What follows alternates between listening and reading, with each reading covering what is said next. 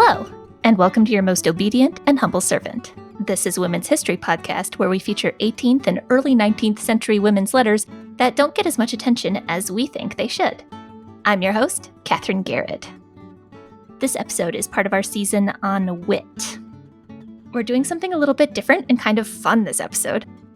Longtime listeners of the show will remember Samantha Snyder, who was my first ever guest on the podcast, and a fabulous historian. Samantha is research librarian at the George Washington Presidential Library at Mount Vernon, and she's currently working on a book about Elizabeth Willing Powel with UVA Press. Can you tell us a little bit about that book, Samantha? Sure. So it is a all-encompassing biography of Elizabeth Willing Powel, who you'll learn about in a little bit, but it is very exciting as it is slated to be out in 2026. So it's been a long and winding journey already, and it's only just beginning. Congratulations, and mark your calendars, listeners. Just a couple of years. I'm thrilled to have Sam on the show, but I'm also excited to be welcoming back Dr. Cassandra Good, an award-winning historian and author of the fabulous book First Family, George Washington's Heirs and the Making of America. The last time Cassandra was on the show, we talked about a letter where Madame Bonaparte was wearing a shockingly see-through dress. It's one of my favorite letters and episodes. So if you haven't listened to that one, go check it out. But welcome, Cassandra. Thanks so much for having me back. I'm excited to do this. Thank you so much for being here. It's just a pleasure to have you both. So with two guests, we're going to be talking about a letter from Elizabeth Willing Powel and Elizabeth Parke Custis. So I've mentioned that name. We've done letters from Elizabeth Willing Powel and Elizabeth Parke Custis before, but even knowing what I know about them, I didn't actually realize that they had a friendship. So I was very excited when you sent me this letter. I think this is a great way to talk about some very interesting people. Samantha, for our new listeners, can you give a brief introduction to Elizabeth Willing Powel? Elizabeth Willing Powel was a woman who lived in Philadelphia, Pennsylvania, and she lived in Philly from 1742 to 1830. So she saw a lot of changes in the founding of the country. And she was quite well connected in Philly, and kind of what she's best known for in the history world at the moment is her very close relationship with George and Martha Washington, which also extends to the grandchildren. Big powerhouse, political powerhouse. Yeah, I think when we did our first letter, we sort of talked about how she managed the social life of Philadelphia when George and Martha Washington were there. Cassandra, could you introduce us again to Elizabeth Parke Custis? I know that your readers will have been familiar with her from various letters, but just a quick summary. So this is Martha Washington's eldest granddaughter by her son with her first husband. So her son, John Parke Custis. And he had 4 surviving children. Eliza Parke Custis was the eldest of them. She's born in 1776. She was not living with George and Martha Washington. She was living with her mother and stepfather most of the time, but she did visit during the presidency in Philadelphia. So she really was part of that larger circle, just not necessarily as much part as Nellie, her younger sister, who lived full time with George and Martha. And Eliza, out of the siblings, I would say is the brashest and boldest. Yeah, I'd agree there. If you haven't seen it, we'll probably use this in the episode art, but the portrait of Elizabeth Parke Custis Law by, is it Gilbert Stuart? It's a Gilbert Stuart, and it's very unusual because she's standing with her arms crossed, and that is not even a pose most men have in portraits. And she's also giving a sort of look at us. And I think you can see a lot of her personality in that portrait. So how did, Sam, if you don't mind telling me, how did Elizabeth Powel get to know Eliza? She and her husband, Samuel Powell, traveled to Mount Vernon just after the Constitutional Convention ended. They were on their way down to Westover Plantation to visit another very powerful woman, Mary Willing Bird, who is Elizabeth Powell's older sister by a year. They stopped at Mount Vernon, and I think that is probably where they met all of the grandchildren, because there's this whole exchange about posture collars for the granddaughters, not for Nellie, just the older two. But I think that's probably where the Powells met the grandchildren. I know they met Nellie and Washi there. So what's a posture collar? It was meant to help just that, their posture. Martha has her doing proxy shopping for her basically in Philadelphia. And Elizabeth writes back this whole thing about how important posture is for women and to hold the head erect and to not like be in a foolish bashfulness and like hide away. So I like that image of her wanting the granddaughters to do that. Elizabeth Powell did not have any biological children that survived. So she was very much like this with a lot of different younger men and women, but very motherly. So I think that's when she probably first met her. And I assume that they also got to know each other again in Philadelphia when Eliza Custis is visiting with her grandparents. So gets to know her again as an adult versus just as a kid. Yeah. That was 1787, so she would have been 11. Yeah. Yeah. So then, yeah, as a teenager and young adult, and then in the 19th century, of course, I would say Nellie was probably Elizabeth Powell's favorite. I like the idea of Eliza going from being like a slouchy, like hiding in the background 11-year-old to a like crossing her arms and looking directly at Gilbert Stuart. Yeah, all because of those The posture collar all did it. because of those picture colors that Elizabeth Powell gave. Although, if you look at what Martha Washington is saying during that visit, she's complaining that Eliza's sulking in the house a lot of the time. So it's interesting that that portrait is probably done around this same time, and that Eliza also is probably secretly courting her future husband at this point. So Eliza sounds like she's a little bit complicated. She sounds, like she was not always easy to have at home. But the other thing I'd say about the posture thing, from what I understand about wearing an empire waist gown, which is what people were wearing at the time, if you try and wear one of those now, unless you pull your shoulders back or actually wearing a corset, it's not flattering. Part of the posture is about making those gowns look good. So we've got a little bit of an introduction to the cast of characters here. Cassandra, would you mind setting up the context of what's going on at exactly the time that this letter is written? This is an interesting time in Eliza's life. So this is early 1816. Eliza had first separated from her husband, and they were separated in 1804, and then they got officially divorced several years before this letter. And then Eliza she's very pro French. She's a Democratic Republican, and they are pro French, but she's at the like, I admire Napoleon level. She says something about him like, I'm sure he has some faults like all people do, but overall, he's pretty great. And so she's also really interested in trying to marry somebody French. And so she's flirting with the French ambassador, and that doesn't go anywhere. And then there's a series of con men from Europe that come through Washington at this point, and she falls in love with one of them, Francois Denis de Greff, who claims that he has been, falsely accused of wrongdoing from the French military and is in exile because of that. From what I can tell, he actually had done multiple things wrong, including some gambling that wasn't allowed. It's unclear if he was also serving as some kind of spy, but he comes to Washington. A lot of people recognize that he's a con man. Eliza doesn't.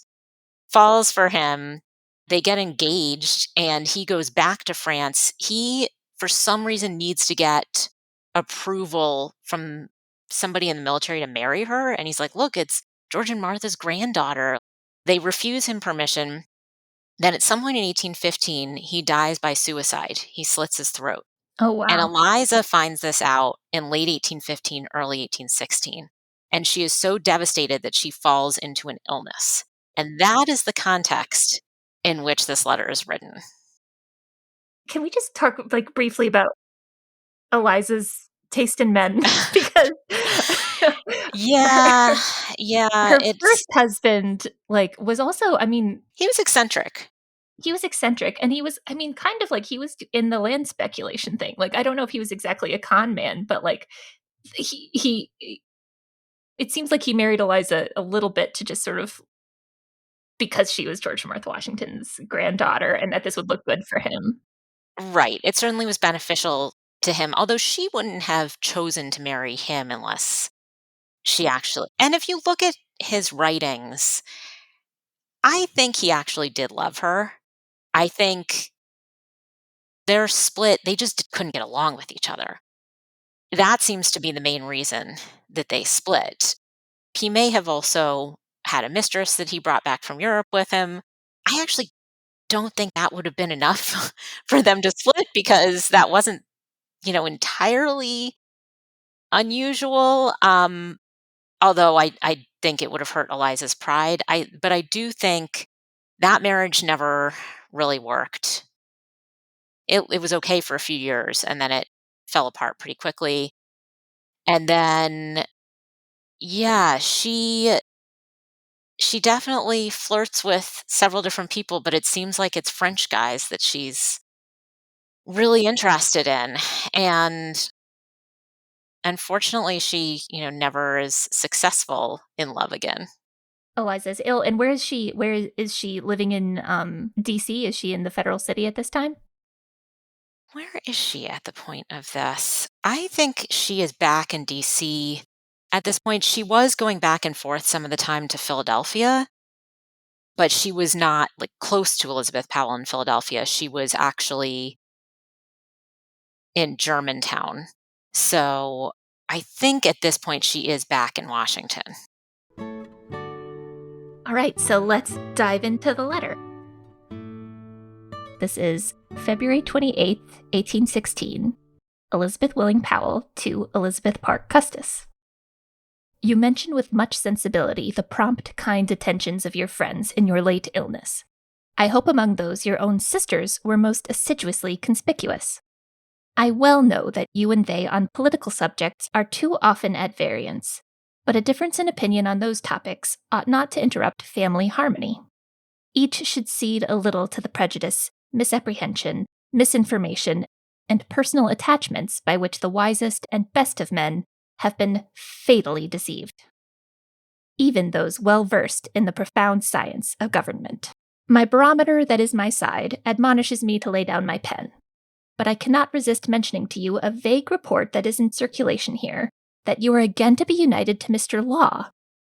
The reasons assigned for the reunion are the ardent solicitation of your daughter, that you may be reunited, and a natural desire on the part of her parents to place her in a more eligible situation than that she is in at present.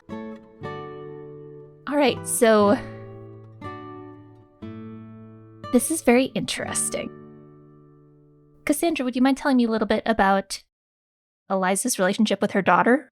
Eliza had one daughter who is a teenager at this point. Actually, I guess she's close to 20. And the daughter had been sort of a point of contention between Eliza and Thomas Law because when they were just separated, there was not that I've ever been able to find any kind of custody agreement. But once you got divorced, back then, women could not get custody of their children because the idea was how would they provide for them? So Thomas Law sort of automatically gets custody of their daughter, and he pretty quickly decides he's going to move her to Philadelphia for school, which obviously upsets her mother. So I think that there is this tension between them about Eliza's education, Eliza Jr., we can call her, and sort of her status. And given the stigma with divorce, it's not going to help her on the marriage market to have divorced parents. So that may be where Elizabeth Powell's coming from here. And how old is her daughter at this point? I think that her daughter at this point is 19. So about the age when she married Thomas Law, right? Oh, that's true. That is about the age Eliza herself got married, yes. Samantha, you mentioned that Elizabeth Powell can be a little bit motherly. I'm definitely getting a motherly vibe from this letter. How would you describe their relationship? It's not as close as maybe it seems in this letter. She was very motherly to everybody, but she also knew how to play to people's egos a little bit, or not egos, just more so, I don't know, their emotions. Cassie, how did we phrase this? We were talking about the fact that it sounds like, she's very close with her and motherly. And then you have that other quote where you see what Elizabeth Powell actually thinks about Eliza. You see that it's a slightly less sympathetic. Yeah. Yeah. It's a lot less sympathetic than it might seem. When she says something, she's like, I'm glad to hear that people were helping you in your late illness. I hope your sisters were assiduously conspicuous. It sort of sounds like she's taking Eliza's side against any, like, fight that might be going on between her and her sisters. So, what would your opinion be about that? Well, if you keep reading, she's saying, I hope your sisters know that you're sick. And I know that you have been arguing about politics and just get over it in order to be family because family is more important than your political views. You mentioned about their real relationship. I think they were close. There is a quote from a letter right around that time, a couple years earlier. Elizabeth writes to a niece who was a contemporary of Eliza and calls her the eccentric Mrs. Custis, and that she is ever a pleasing companion. She is a philanthropist by nature, beneficent and charitable from precept, an example, good humored and compliant, but she is no one's enemy but her own. Well, and then going on to say, with respect to herself, she has been imprudent and has suffered accordingly. Yeah. Yeah. So she's Elizabeth is very observant. And I think she did care for Eliza for sure, but it wasn't perfect. Like there was other thoughts behind the scenes. She's clearly nudging her on the issue with her sisters. I'm not sure that she's taking Eliza's side here. She's sort of giving her unsolicited advice, though, on,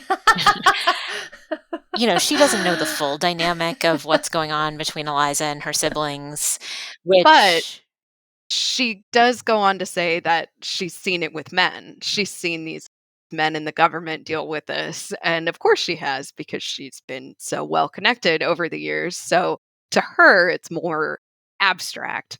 That's, I think, where she's coming from. Let's talk a little bit about this political differences between Eliza and her sisters. Eliza is so pro-French that she's like, this Napoleon guy seems legit. But how would you describe her sister's politics? they are polar opposite if you look at the next sister, Martha Custis Peter or Patty Peter. And the best example of this is that in the War of 1812, Patty and her husband did not evacuate from DC. They watched the burning of the city from their house on a hill in Georgetown. And then a few days later, they go down to the city, they check things out, they talk to the troops, they learn that it's Wellington's British troops come from the Peninsular Campaign that have burnt the city. Patty's a few months pregnant at this point. When she has a baby in January 1815, she names that child Britannia Wellington. And I think that gives us a sense of just how pro-British she is. So she's a Federalist. The Federalists are pro-British, but not that pro-British. There were Federalists. The Federalist Party is dying off by this point, partially because of the War of 1812, and they're siding with the British. Nellie and Wash Custis, the younger brother, they are Federalists, but they don't side with the British during the war, the way Patty basically seems to. Still, though, in terms of their social connections, they're mostly connected with people who are Federalists. The other thing that I think Elizabeth Powell doesn't realize that's going on between the siblings, Eliza says a few times around this time, her siblings all are happy with their own families and homes. Eliza feels like a third wheel, basically. Like nobody needs her. She doesn't fit in with them. And it's partially the politics, right? If your sister's that pro-British and you're that pro-French, you can see during, the aftermath of a war, that being an issue. But I think there's also other dynamics. You can tell from some of the comments that, Nellie says at one point that Eliza's health would be better if she chose, right? That there's this sense that Eliza is melodramatic. I guess the first point I wanted to make is this is slightly refreshing to me to have a woman writing to another woman about politics and talking about her sisters and her siblings' politics, because so much of the history about women at this time period is that they were not political, right? Or if they were political, that part of what made them okay is that they weren't partisan. Yeah. Right? But they are partisan. It's very refreshing to just read, like, yeah, these are people that are so interested in politics. They're partisan. They're fighting about it in the exact same way that she says the wisest and the best of men. It's interesting that Powell is sort of comparing Elizabeth to the wisest and best of men in a way, because I know there's a number of quotes of Elizabeth Elizabeth Parke Custis, sorry, where she's writing about how if she had been a man, she would be taken seriously. Like, if she had been a man, she would have gotten better education. And, like, she's absolutely 100% right. And she dresses sort of in a masculine, sort of militaristic way when she first moves to DC in a way that I think is interesting. There's just, like, a touch of that in here where Eliza Powell, like, knows Elizabeth enough to say that this is a way to sort of talk her down a little bit and be like, look, even the wisest and best of men can get pulled into this partisan politics. And you are currently there. Like, you are currently separated from your siblings because of these disagreements when you could just not be. The other thing that's occurring to me that I hadn't thought about before with this letter is, and I don't remember the exact timing of this in England, George III and George IV, the Prince Regent, that family really splits up over politics in part. And I'm sure everybody in America was aware of this at the time. Basically, the Prince Regent, the eldest son of George III, becomes a Whig, the sort of opposition party, mostly to piss off his father. That is probably pretty well known here, in the idea that even in the ruling family in the country, in England, you could have this family split over politics, and it doesn't work out well for anybody. Well, and Elizabeth herself, she had 9 siblings. And at that point, sadly, at this point, her last sister passes away later that year, but she dealt with that with 9 other siblings to deal with all their different types of politics. She has that in the back of her mind too, I'm sure. And her nephews at this point especially were kind of splitting off, who were of the same around the same age as the Custis grandchildren at this point. They were all a little bit younger. And then I did find Elizabeth calls Bonaparte. Well, she talks about a French minister. This is all the way back in 1810, but she writes it in her almanac. She says, "A French villain, the minister of that yet great scoundrel Bonaparte." Is Powell more of your standard Federalist, would you describe her? At this point, like Cassie was saying, the Federalists are kind of dying out, and she addresses that in a letter. That's a little bit earlier of a point, but she was very anti-British, but also not pro-French. This last paragraph, first off, my barometer that is my side admonishes me to lay down my pen. Very cute. Love that. That's her sign off. That's her thing. Like, your most obedient, humble servant. Hers is my barometer admonishes me to lay down my pen. To put it into context for her, she was in her 70s. She was 74 at this point and had a liver infection. She'd always had problems with her side after that, very dramatically, would talk about it all the time. And her hand always hurt when she wrote letters.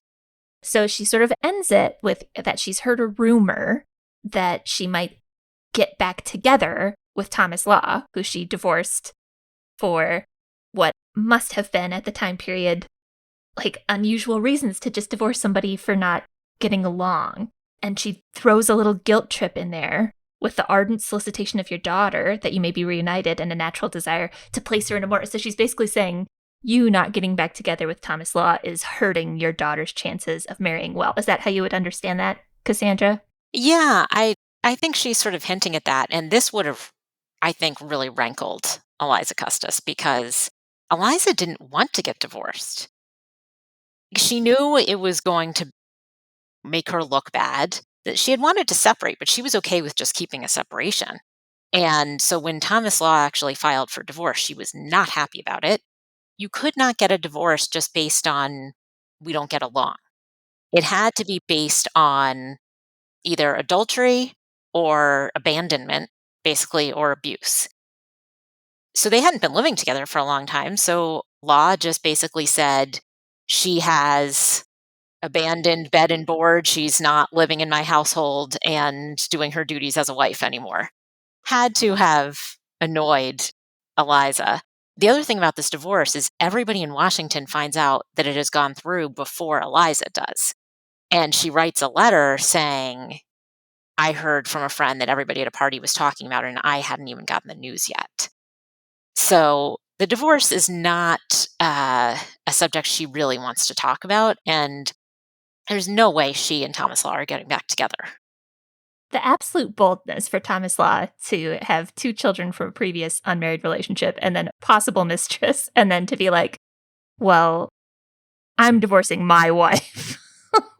And she's willing to put up with so much. That is just absolutely bold. Well, and it may be that he was divorcing her because he wanted to marry somebody else. And the rumor at the time, which he never fully denied, was that it was Nellie Custis's friend Elizabeth Bordley in Philadelphia that he wanted to marry. There's some poems too at the Historical Society of Pennsylvania that he wrote to her, right? Well, and it causes sort of a stir. Nellie has told some people this rumor, and Thomas Law basically says to his sons, "Did you tell? I told you not to tell anybody." So it does sound like he was interested in Elizabeth Bordley, and then he is sort of mortified that she becomes subject of gossip, and he had still gotten along with the Custises until this point, and then after that things sort of fell apart there. I'm not sure why Elizabeth Powell would have heard a rumor they were getting back together because that was not going to happen. But also, what I find interesting about Elizabeth at this point is that she's kind of my Elizabeth Powell is that, she's so much older than them, but she's hearing all of this and she's, friendly with all of these people who are having all this drama. And like she was friends with Thomas Law. There's letters from her to him. But she introduced her nephew when he was on his grand tour to Thomas Law's family abroad. He became connected with his sisters. But then she's close with Elizabeth Bordley, Nellie Custis, all these different people. So she's kind of watching it all from above. And I wonder if she had seen Eliza's daughter, Eliza Jr. I think she's still in Philadelphia at this point. And Thomas Law is living in Philadelphia at this point, I believe, most of the time, if not full time. And I think Thomas Law and her nephew were friends with one another. This was a small world of elite white people at this point. Yes. Very, very, very small. Oh, I gasped when she said when Cassandra said Bordley Gibson, because if you're not in the little world that we are in, perhaps that name doesn't mean anything to you, but like one of the best collections of Nellie's letters is just all of her letters with Bordley Gibson. And so I have worked with that book quite a bit, so I feel like I know that person a little bit. And so it's just startling to me. I am as offended as the Custises were that he would have tried to shoot his shot. And also, of course, he wrote a poem. Of course, he wrote a poem. Yes, he was always writing poems. He writes an interesting poem about the sort of fall of his marriage to Eliza, too. Well, there wasn't therapy back then. you just wrote a dramatic poem. And then he had to seek out Elizabeth Powell for all her advice, all her unwarranted advice, or she just doled it out on her own. So there was no chance they were going to get back together. How does Eliza's daughter end up marrying pretty well, despite her sort of dramatic family background? She does. She marries the son of a Revolutionary War officer who had known George Washington. This is somebody in the Rogers family in Baltimore.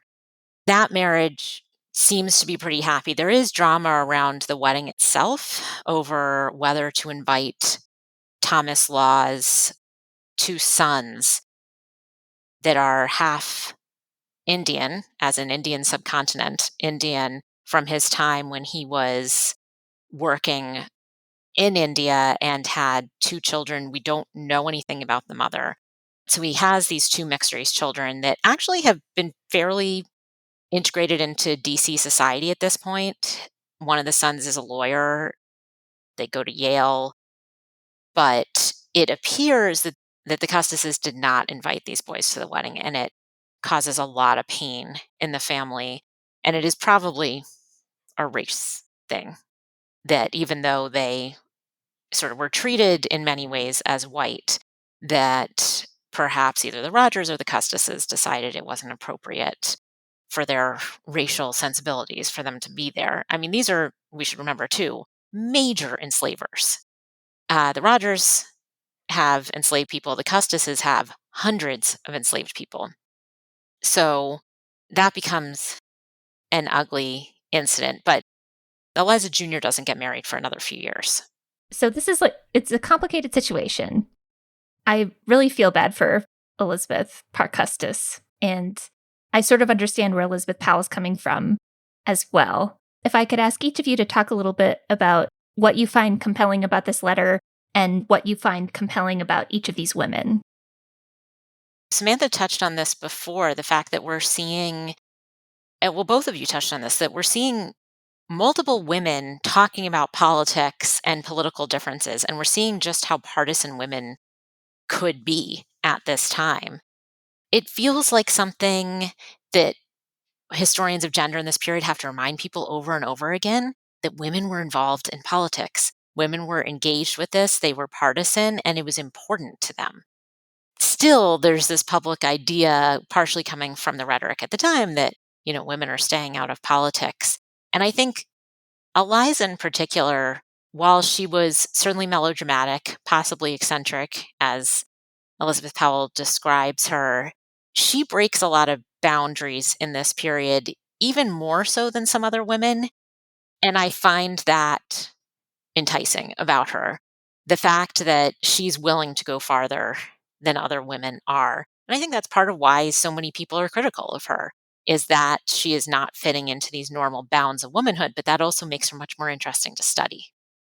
I think this is a really interesting letter. When you read the entire thing, when you don't just read the excerpt, it's interesting to see, on my end, it's interesting to see still how well connected she is, because she's much older than these people at this point. And it's interesting to see her talk about her experiences in a way, because she witnessed all of this happen over the years. I also find it interesting the emotional connection she has with these people. And I think her as a woman, she's incredibly interesting to study. Doesn't necessarily step outside the bounds of normal womanhood. She knows how to toe that line really well, but she uses the power that she has as much as she can. Well, if the Barbie film taught me anything, it's that you can accomplish a lot within the bounds of normal womanhood. I love that. I'm going to see that tomorrow, so excited. I've not had any spoilers, so no spoilers. Thank you so much for coming on the podcast, both of you. I am so excited. Everybody should read Cassandra's book about the Custis family. It's so good. And I'm just so excited, Samantha, to hear what you have to say about Elizabeth Willing Powell. I know you've been working on her for a long time, and I just am really excited for this project. For my listeners, thank you so much for listening. I will leave links to these letters, all the letters that I can, in the show notes. And until next time, I am, as ever, your most obedient and humble servant. Your Most Obedient and Humble Servant is a production of R2 Studios at the Roy Rosenzweig Center for History and New Media at George Mason University. I'm Katherine Garrett, the creator and host of this podcast. Jeanette Patrick and Jim Mbusky are the executive producers. If you enjoyed this episode, be sure to listen to past episodes and check out more great podcasts from R2 Studios. We tell unexpected stories based on the latest research to connect listeners with the past. So head to r2studios.org to start listening.